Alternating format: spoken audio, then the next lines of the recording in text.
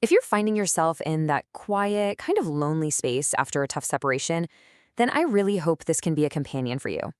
We're going to walk through the journey of healing, not as some race you have to win, but as a path to be walked with a lot of patience and courage.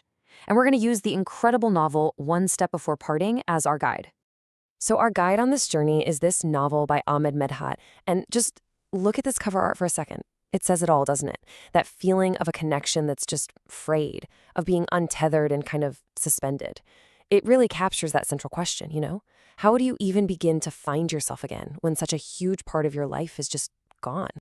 So here's the path we're going to walk together. We'll start with the moment of parting itself, then move through the wreckage that gets left behind. We'll witness that really difficult but crucial internal dialogue. And then, finally, we'll look at those first small steps onto a new road. It really is a journey from pain toward a kind of quiet, resilient peace. All right, so first up, let's try to understand the break itself. The way the novel looks at it might feel really familiar to some of you. So, the story sees parting not as this big, sudden explosion, but something more like a rope that's been fraying for a long time. It's the buildup of all those little moments of disconnection, right? The talks you never had, the pleas that weren't heard, all of it building up until that bond just can't hold anymore. And wow, this quote from the novel just nails that idea perfectly. It's a reminder that that last big fight, it's usually not the real reason. It's just the symptom of everything that came before it. And I think that's so validating if you've ever felt like, no, it was so much more than that one argument. Okay, so now we're moving into the immediate aftermath. The storm is past, and you're left looking at, well, the emotional wreckage. And let's be honest, this can be the absolute hardest part. This moment is just so raw and real. It shows that brave face we all try to put on. On the outside, you might seem so resolute, like you know you made the right call.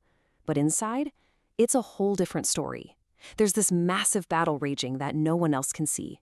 And it's so important to know that it's okay to feel that conflict. It just shows how much you cared. The feeling that just dominates this stage is loss. A really deep sense of just being adrift. You know that feeling when you pick up your phone to text them something funny and then you remember. It's this gut punch feeling that a piece of you is missing and you're not quite sure how to function without it. So the past kind of becomes this ghost that haunts you. It shows up in these constant memories you didn't ask for.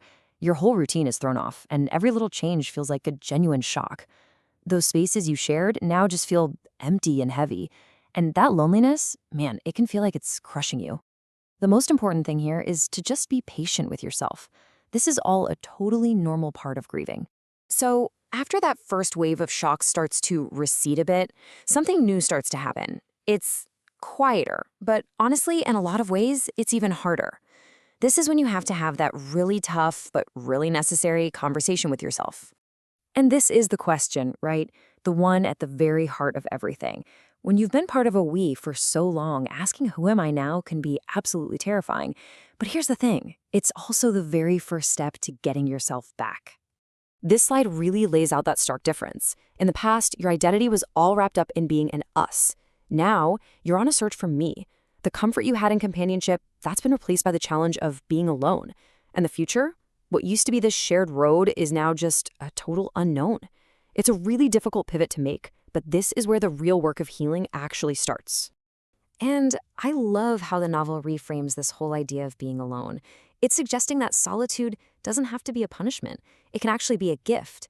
It's that quiet space you desperately need to finally hear your own thoughts again, to remember what you love, what you want, and who you are completely on your own terms. All right, for our final part, let's look at how the characters start to find their footing again. And spoiler alert, it's not about these huge, dramatic leaps.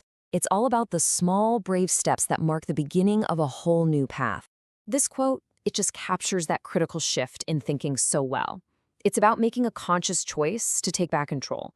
The character realizes that stability isn't something you get from someone else. It's something you have to build for yourself, from the inside out. And that's the core of rebuilding your life.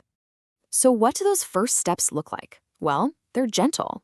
It starts with that tough acceptance that the past is the past. Then it's about finding tiny bits of joy in a new routine. Maybe it's your morning coffee, a walk outside, or a song you love. It's about reconnecting with parts of yourself you might have let go, old hobbies, old friends. And then, eventually, it's about opening yourself up, even just a little, to new people and new conversations. Every single one of these is a small win. And, in the end, this story doesn't wrap everything up in a neat little bow with the perfect happy ending. And that's what makes it so real. Instead, it celebrates something way more powerful. The quiet, steady courage it takes to just keep walking. To keep putting one foot in front of the other day after day. That's the real victory. So, I want to leave you with this to think about. Is healing ever really done? Or is it more about learning to live with our scars? Maybe it's not about erasing what happened. Maybe it's about letting those experiences become part of us, learning from them, and realizing that they've helped shape the strong, resilient person you are becoming today.